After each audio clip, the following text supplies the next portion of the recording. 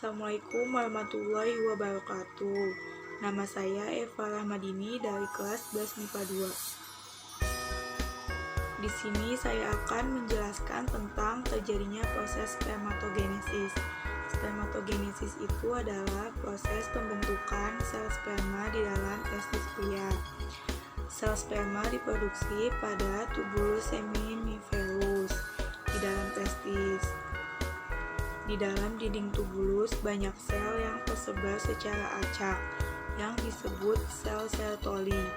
Sel ini berfungsi untuk memberikan makanan untuk sel sperma yang belum matang. Dan spermatogonium sel sperma akan berubah menjadi spermatosit primer secara mitosis. Setelahnya, spermatosit primer membelah secara meiosis menjadi spermatosit sekunder yang berukuran sama.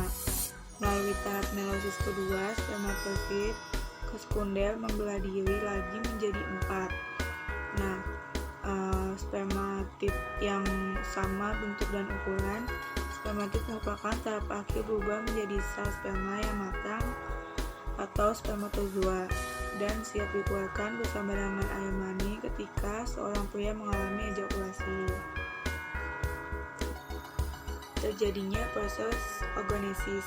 Oogenesis adalah proses pembentukan sel telur atau ovum pada wanita yang terjadi di dalam ovarium atau indung telur. Oogenesis dimulai dengan adanya mitosis dan meiosis. Mitosis adalah pembelahan yang menghasilkan 2 gamet atau sel anak yang identik. Sedangkan meiosis adalah pembelahan sel yang menghasilkan 4 gamet yang masing-masingnya memiliki jumlah kromosom setengah dari sel induknya. Ogonium atau sel induk telur akan matang dan bermitosis menjadi oosit primer. Oosit primer tersendiri nantinya akan bermeiosis menjadi 2 bagian, menghasilkan oosit sekunder. Berbeda dengan proses spermatogenesis, pembelahan meiosis pertama pada proses oogenesis mengalami perkembangan sitoplasma atau bagian sel yang tak seimbang. Akibatnya ada satu oosit yang tidak memiliki banyak sitoplasma, sedangkan oosit lainnya tidak punya banyak sitoplasma berukuran lebih besar daripada oosit yang tidak punya sitoplasma. Oosit yang lebih kecil inilah yang disebut dengan badan polar pertama.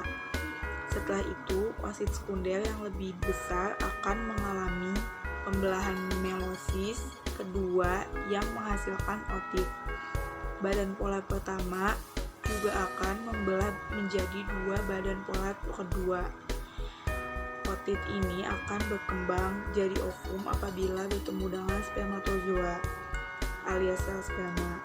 Proses ini nantinya akan mengalami degenerasi atau perubahan.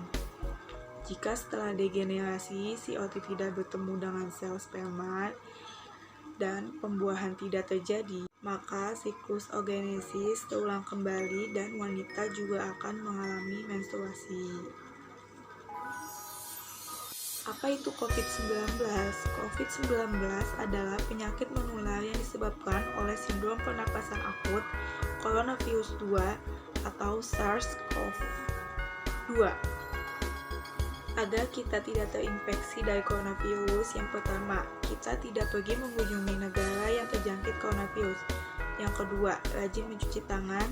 Yang ketiga, gunakan masker setiap ingin pergi keluar. Yang keempat, menjaga daya tahan tubuh. Dan yang terakhir, menghindari kontak langsung dengan hewan.